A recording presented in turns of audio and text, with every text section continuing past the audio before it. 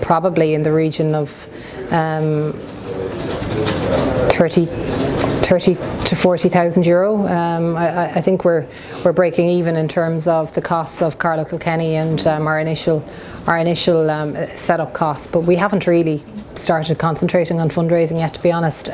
We've only, as I said, been in a position to open a bank account in the last week or two, and our capacity to receive donations online is only live since the other day, so it's very early days, but we're getting very serious about it now, and we're putting in place a team to spearhead our fundraising initiative. Would there be an average donation that you'd have? I mean, I'm sure there is, yeah. but I haven't been micromanaging that process, but there's, it's a few hundred euros, I would say, but I don't know exactly what that is. But people might be wondering, how are you able to afford to hire an esteemed journalist such as John Drennan to do your communications? I know we're all wondering about that, and hopefully we'll manage to meet our obligations in terms of monthly pay package. Earning the same salary as he was earning at the Sunday Independent. I have no idea what he was earning at the Sunday Independent, so I can't enlighten you on that because I don't know. Do you think he's in it for the money, or have you attracted him to the idea of a? I don't think that anybody could be in Renua for the money, frankly. It's a labour of love, and I think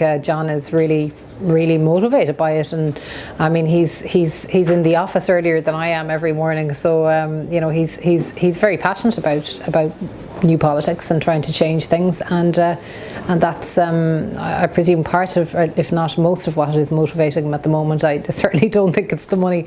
Okay.